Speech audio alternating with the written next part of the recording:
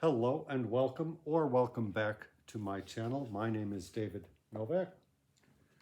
So I am here to do a tag video, and let me see if I can find the tag name of the video that I'm trying to do. Oh, it has disappeared. Well, that is no problem. I know how to handle these emergencies. So this is called the Quarter Year Crisis Tag, created by Rosin's Reading. I don't know this channel, but it is a tag that has been around for a couple of years, apparently. There is such a thing as the Mid-Year Crisis Tag. This is the Quarter Year Crisis Tag, and so it is sort of a survey and look back over one's first 3 months reading of the year. And I'm very lucky that it's covering the first 3 months only, because it was in April that my reading took a dive, crashed and burned, you might say. So for the sake of this video, just pretend that it is March 31st of 2024, and then we will act as if nothing afterwards happened in the nature of disastrous reading failures. So now there is a new booktube tradition, I believe. Maybe it's an old one, but I've really become aware of it lately, which is when you refer to another booktuber, you have to precede their name with a sort of laudatory adjective, such as magnificent or most worthy. And I was tagged by Justin at Triumphal Reads, but I am going to call him the uncrapulous Justin at Triumphal Reads. So the uncrapulous Justin at Triumphal Reads tagged me. Thank you, sir. And it's not the last time that I have been tagged by this triumphal reader. And this tag should not take too long to go through. So let me, after this rambling preamble, let me get to the prompts. Whoop, don't tell me I lost them again. Number 1, how many books have you read so far? And thanks to this little book in which I log everything down, I can tell you exactly. Well, thanks to this paper I wrote it on, because I can't add this up in my head. 11 total. Well, I guess, I don't know how you would do that. I mean, like that. So 11 total books, that's not bad. Now, we will not talk about what happened in April. Number 2, have you already found a book you think might be a 2024 favorite? If not, what was your favorite book you read that wasn't quite a 5-star? Well, I have my books right here, and I read War and Peace, which I would almost give a 5-star to, but for all of the philosophical matter at the close of the book. So, and mind you, I do not give books star ratings, so I'm just kind of winging it here. So I would give that a 4.5 star, maybe, because of the extraneous musings, which I really did not need. And I also read Journey to the West, which would get 5 stars, except for being a little bit tedious once in a while. So coming out of left field is the book Disinherited by Dale Van Every, which actually might be a candidate for what was it called? A favorite. Well, it definitely, because it is, well, it was a Steve Donahue recommendation, I should point that out, but it was something that I would never have read, never have found on my own. And it really supplies a gap that I've had in my knowledge.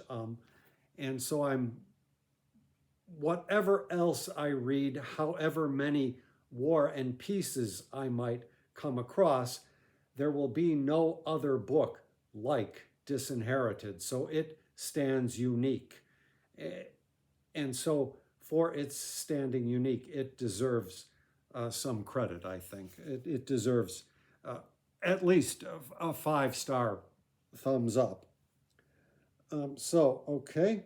Number 3, any 1-star books? No, I'm not going to say a 1-star. Now, I did not very much like The Soul of an Octopus by Cy Montgomery, but I would give it a 2-star. Now, mind you, as I say, I am not an expert at doling out star ratings, but that's just my feeling. I think the book had a good spirit and a good heart. It would be very hard to put something down to a 1-star, I think, or a no star, if such a thing is possible. It's probably not possible. Number 4, most read genre so far. Now, this was a little bit tricky. Now, wait, I said I read 11. So how come when I added them up, I have 4 fiction and 5 nonfiction? That's kind of confusing. That doesn't seem right. At any rate, I believe that if you were to go by book count, my most read genre would be nonfiction. Now, nonfiction, of course, can split off in different ways. Literary criticism was big. Natural science was not so big. History was a little bit bigger. But by page count, most certainly, given I had War and Peace and The Journey to the West, fiction trumps all, and fiction was my most read genre. Number 5, a book that surprised you. Well, I will go back to that book about a certain cephalopod, and it surprised me just in that I didn't like it as much as so many other people have seemed to. So number 6, a book that's come out in 2024 already that you want to read but haven't yet. I'm not sure what's come out in 2024. I don't tend to read the latest thing. The Letters of Emily Dickinson in a new edition, which Hannah at Hannah's Books has reviewed, sounds like it would be up my alley, but I don't really think that reading Dickinson's letters right now would be the thing for me.